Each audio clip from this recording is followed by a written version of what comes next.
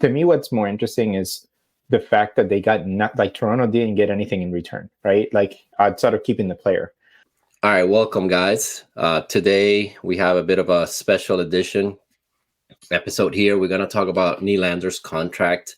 There were already rumors since last week over the weekend, and then the expectation was that Monday we were going to get the announcement from the Maple Leafs on the extension.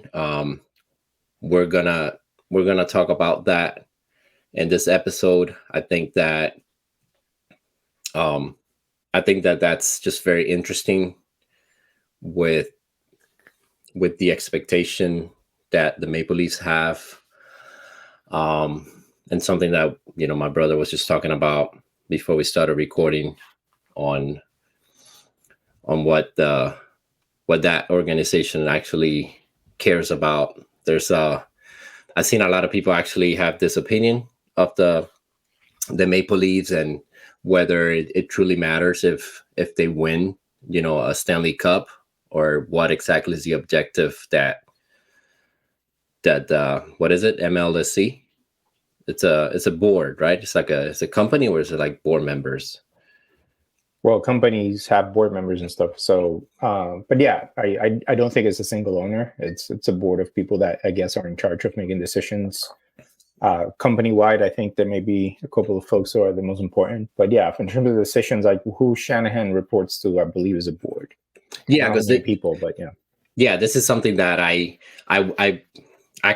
heard about it, years ago, but I didn't know how that was structured. I thought there was just owners and we went from there. But anyway, let's start off there. Let's start off talking about Nylander, his contract extension, what that means for the team going forward, and just kind of I don't know. I think just to start, we've grown a lot as Panthers fans. We're Florida Panther fans, and we've kind of, Cito and the new ownership, Maurice.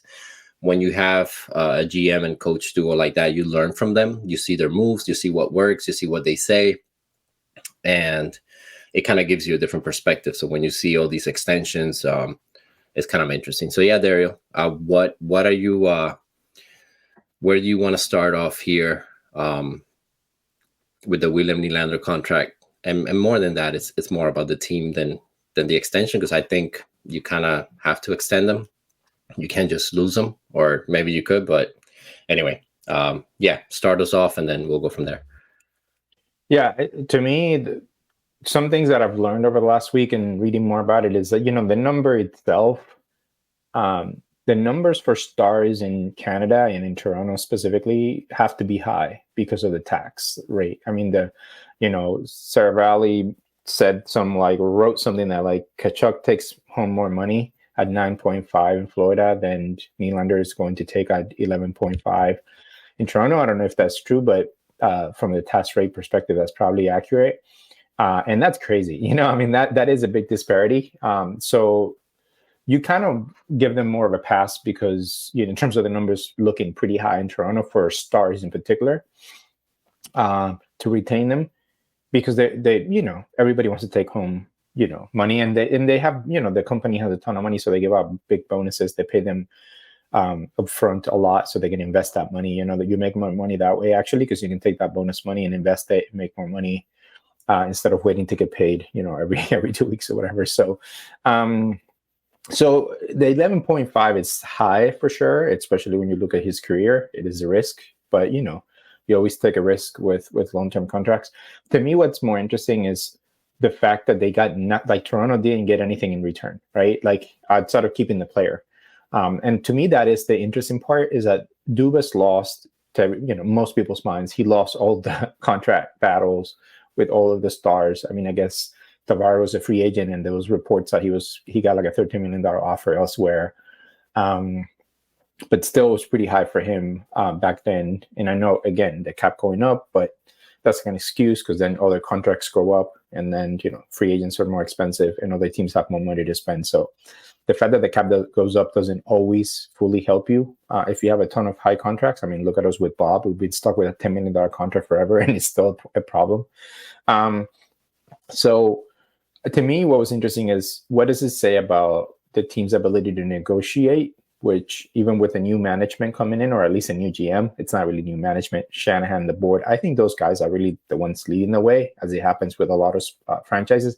People make assumptions that GM called the shots, but that's not always true. They report to a president, they report to CEO, they report to the owners, and most owners want to know what's happening. It is a business. It is their business. They're not going to just let somebody else make decisions blindly. They're usually involved.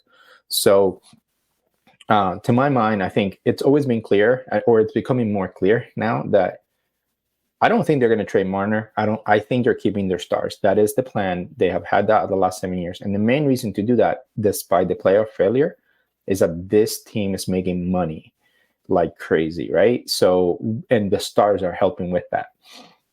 And so from a business perspective, they have no incentive to change. Fans aren't really going to walk away. They haven't shown that, right? Just even with losing all those playoffs, like the stadium is still packed, the arena is packed, the prices are super high. They're still selling jerseys. I'm sure they look at the numbers. They know that there's probably no impact to not winning in the playoffs. Just being real as an outsider. And so when that's the result, what incentive do you really have to win in the playoffs? I mean, it would be nice. You can still believe that these guys with their talent, if you figured out the pieces, 1 year they can go on a run. And it could happen. They have the talent. They can get hot, but it is not the best team construction. It puts you in a really tough situation going against teams that are maybe deeper, tougher, or whatever. So to me, it's interesting. I think we took ourselves around these things. I heard all the podcasts, all the analysts breaking it down. Is he worth it? Is he not worth it? And people come at it from a lot of different ways. The points, the goals, the flash, the personality. He can play in Toronto. He plays well in the playoffs, whatever. At the end of the day, if I would say most Toronto fans want to keep Nylander, right? Like there's always a group of people that they're not big fans and would have rather traded him. But the time to trade him was in the summer. You would have gotten a lot of high value then. And I think with Marner, it's going to be the same thing. Plus, Marner has a no trade clause. He has the leverage now. He has all the leverage. He might say like, no, I'm not. You're not trading me, and you either give me a contract or I'm going to free agency. And so, I think they're all going to get paid again. I think that he makes the money. It's a smart business decision to sign him for a lot, and that to me is why the Leafs get nothing back from these guys. Matthew got the term he wanted, the 4 years or whatever. You could say he took a little discount with that amount of money, but not really. He got a raise, and Nylander just got paid. Like, he got the bag. Marner has been getting the bag at 10.9, which is crazy, and then he's going to get more than that. There are already reports that his camp has asked for more money than Nylander, so at the very least, it's going to be 11.75 or 12. And so, I guess you just have to accept that that's the way that the team sees it now. Does that mean that like 4 or 5 years down the road, when Matthews' contract comes up again, he might decide to leave or whatever? Then we'll see. But I know Tavares comes off the books. They're going to have to decide what to do with him. But then the younger guys are going to need to get paid. I don't think the cap situation for them is going to be as good as they think, because Nyes and Wall and all these guys are, just to retain them, you have to pay them. And the free agency contracts are going to go up. You're not going to get Bertuzzi for $5 million in 2 to 3 years. You're going to have to pay 6 or 7 for a guy like that, because the cap is higher, and free agents and their agents are going to ask for more. So anyway, to me, my reaction was, it is kind of now clear, transparent. I mean, let's be real, that it is a business investment, and they're just hoping to win with this model and these guys with maybe more experience. And, it is a risky move, because I don't know that those guys can win and go all the way, seeing how hard it is. Witnessing with the Panthers, like, I don't care what team you are. I mean, look at Vegas now. They're starting to break down. Like, it is incredibly hard to win, and to go through 4 rounds. And so anyway, I guess my initial reaction was, whoa, he got overpaid and all that. I think my reaction by now is, it's a business decision. So I'll pause there. I have one more example to mention, but anyway, I'm curious where you're at with the number. Yeah, when I saw the number, I wasn't that surprised. And since the offseason, the thought was that this is what Nylander wanted. He wanted around 11 million. I think it was mentioned by a lot of people back then. So I think that the money was going to be what it was going to be always. And I don't know about how much blame we give to Dubas. I know that a lot of Leaf fans kind of start there, but I think it's clear that it's Shanahan, right? And the board. Just for the ignorant people like myself, MLSE is Maple Leaf Sport and Entertainment. They own the Leafs, they own the Raptors, they own Toronto FC, Argonauts in the CFL, the Marlies in the AHL. Their company, they have 8 board members. I think they just there's a new CEO or president starting in April that's going to replace the previous one. And yeah, it's a business. It's a business, and sports is a business. In terms of my first reaction, I think that it's such a fascinating team to follow. I love, like, we're Panther fans, but I think we like following the drama of the Leafs because it's such a different organization. But anyway, I think you had to sign him. I was okay with the money and everything. The only thing that I don't understand from other reactions that I've seen is that the cap is going up, like you mentioned, or who cares? Tavares is coming off the books. The cap going up is already going to take care of what, Matthews and Nylander's increase? Maybe not even. So you're going to lose Brody. You have no one you can sign as a defenseman unless you find a guy that the team decides to retain some of their salary. There's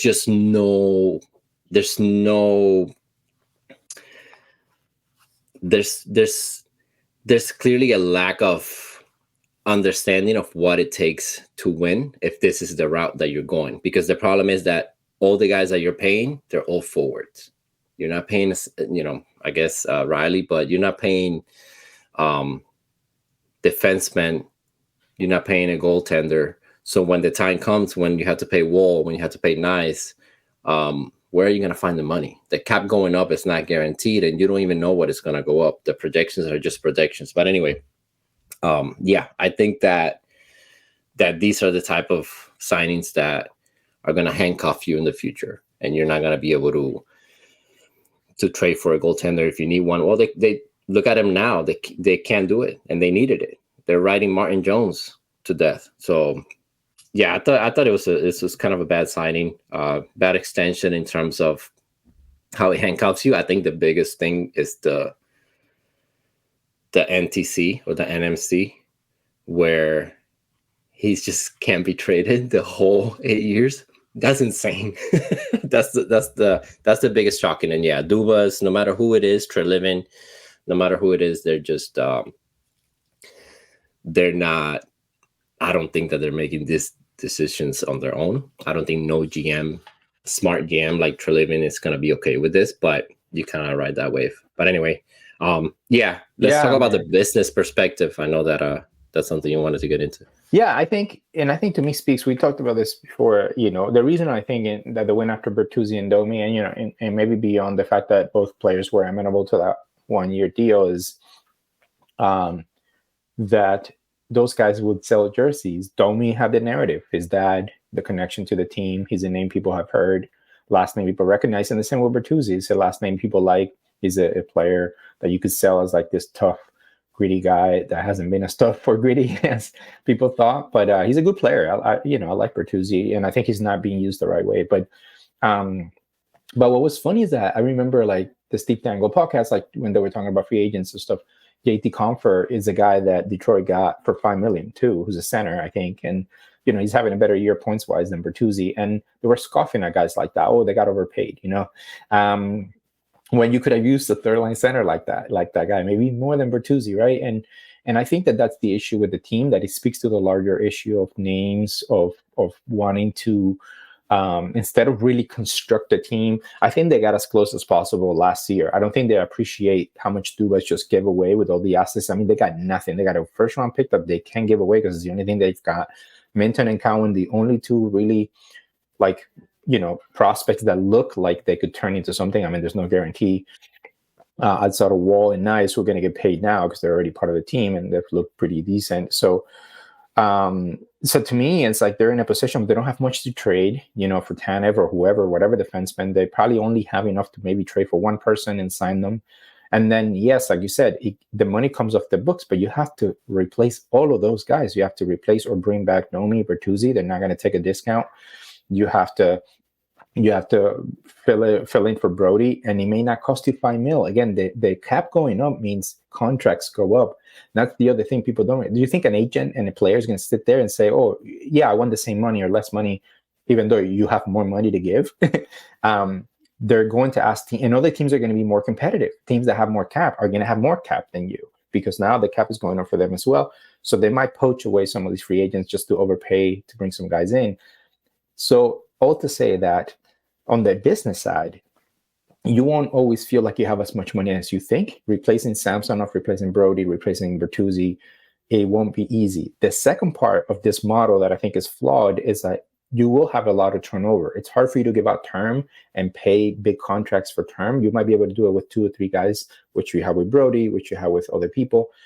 But then the rest, you're going to scrap. You're going to need your ELCs to work out. You're going to need to sign guys for a minimum. And they haven't proven that they're necessarily good at that. Good has had a couple of guys like that, like Bunting and other guys. But they always scoff at Kerfoot, who's playing first-line minutes with the Coyotes and looking pretty decent. Lafferty was their 4th liner last year, and he's having a hell of a year in Vancouver.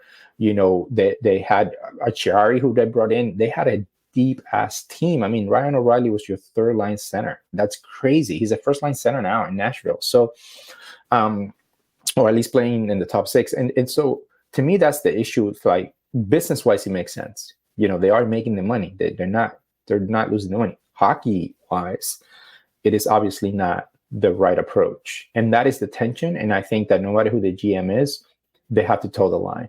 And the Shanahan has to toe the line. It may not even be Shanahan's call, right? So, and that's why he's been kept there despite the losing in the playoffs, right?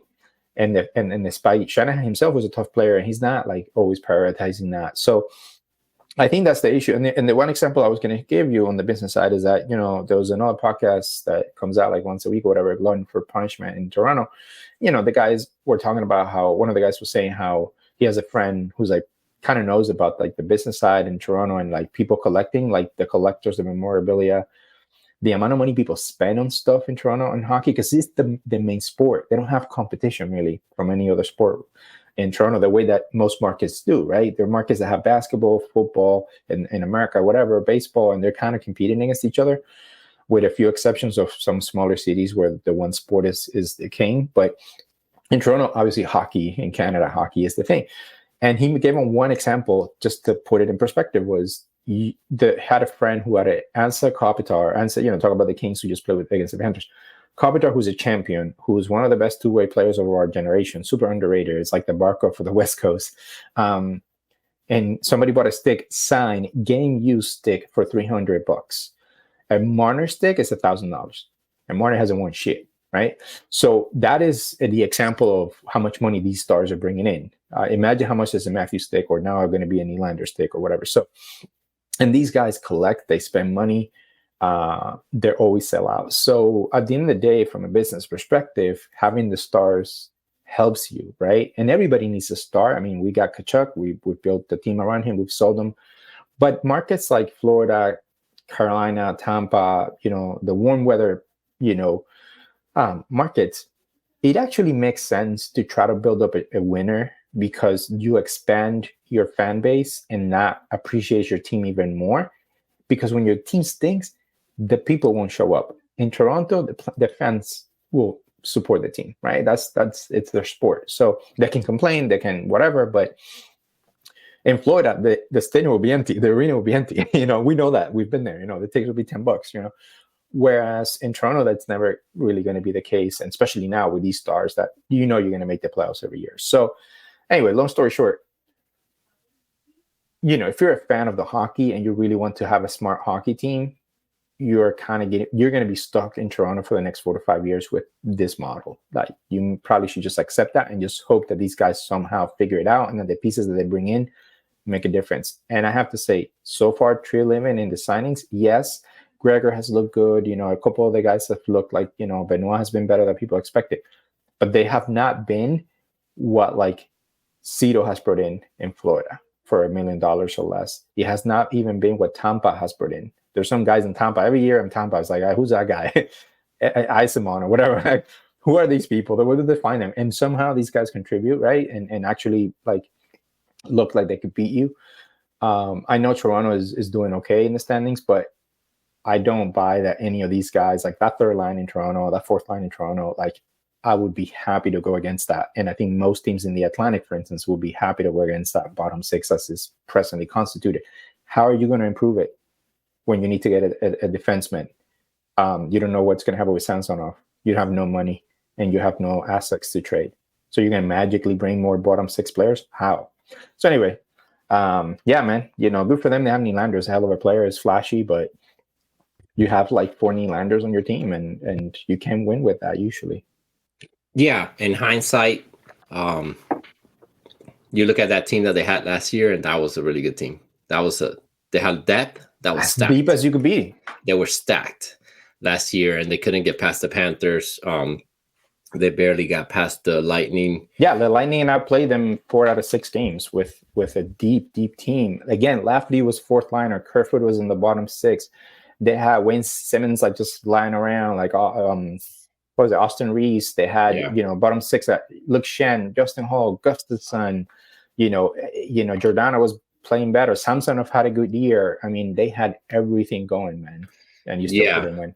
Yeah. I think that's why the expectation to win this year was kind of weird in my book. I think they're hyper focused on the offense and like. Oh, Matthews, he's scoring like crazy and we're losing these games. Yeah, there's a reason for that. There's a reason for that because you can have 2-3 scorers, which is fine because Matthews is a good player regardless of the scoring. He's a big body. But you need that 200 feet game, right? Foot game that they talk about so much. And I think that when you get the commitment like the Jets have, the Panthers have, the Kings have, there's 4 or 5 teams, even the Canucks, there's 4 or 5 teams in the league that have committed to a certain style because they know, those coaches know that that's what's going to get them there. When the playoffs come and you can still be successful in the season, you don't have to be these like record-breaking offensive scoring team or whatever. So many people had the Leafs winning the President's Trophy this year for whatever reason.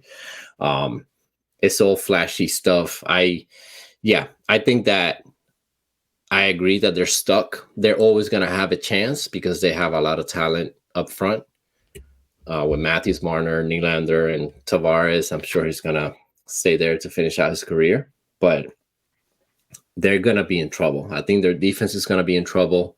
One guy, getting Tanev is not going to solve all your problems.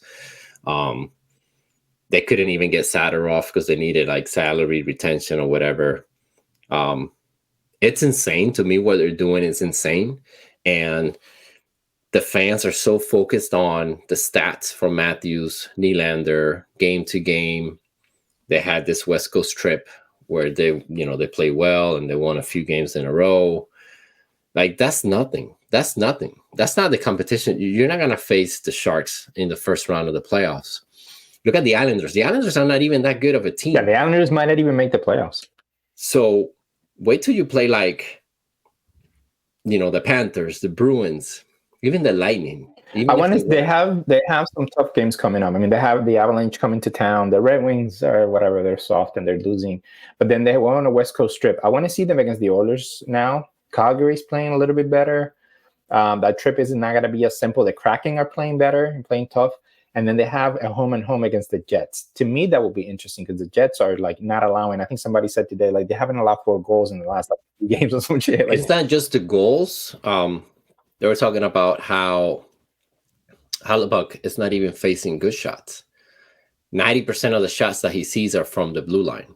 Like the team is very focused in not giving you that space, within 10 to 15 feet of the goal. It's just a really good system, man. And when their GM was in Kipper and Bourne and such a smart guy, you could see it. You could see how he built that team and the patience and everything. It's what you have to have in an organization. The problem with the Leafs is that now this is when they're supposed to reap the benefits of these guys. The Nylanders, the Marners, the Matthews. They have to get you to a final. They have to at least get you to a cup because how many years have they been there now? you're already paying them, you know, and that's the thing. Like, you're paying them like if they won like 2-3 Stanley Cups, and they haven't won anything. They've won one round. Their history is dreadful. The Panthers are more successful than the Leafs. I don't care that you won. I don't even think they've won the division, man. No, I mean they had great regular seasons, but I don't even think and it maybe once, like, I don't, you know. So anyway, at the end of the day, I think that they've committed to this model with these guys. That's what it is. It's fun during the regular season. It makes for exciting playoffs. They could win a round. I think, you know, they have talent. Things can always break your way. You know, they outplay the Panthers and all that, but outplaying guys, you know, playing teams doesn't get you to win in the playoffs. There's a particular system and a particular way of playing that really gives you a better shot. It's proven year over year, and the winners show it. It isn't just about the stars. Otherwise, McDavid would have 5 rings right now, right? And so it is because Crosby plays the way he plays, and, you know, Malkin plays the way in Letang. They're always fighting and punching, and that's why they have the cups. The Tampa, Kucherov is a hell of a player. As talented as Nylander, I would argue, in different ways. The stuff he does, the passing, he's a better passer. But he's also just scrappy and dirty and nasty. And Stamkos. I don't think I've ever seen Kucherov smile. No, he slashes people and he punches people. He's not dirty, but, like, you know, he's kind of like that. He's like Crosby, and Stamkos drops the gloves all the time, like Kachuk. Like, he is not afraid. And of course, Hedman is a beast. He's huge.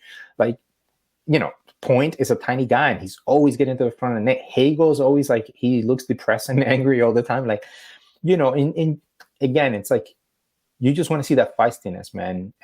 And so anyway, we're kind of running over, but, like, to me, the bottom line with the Nylander contract is it makes sense from a perspective, like, you got to keep the player, but from a business and team construction perspective, it means that the team might be kind of stuck with this. I don't think there's incentive from the ownership or the GMs to make changes to that. They tried the toughness with Bertuzzi, it hasn't worked out. They tried the toughness with Reeves, that hasn't worked out. And they were tough last year. I mean, Chen was tough. McKay was hitting against the Panthers. It's not like they didn't have physical guys out there. They have fourth liners, Lafferty.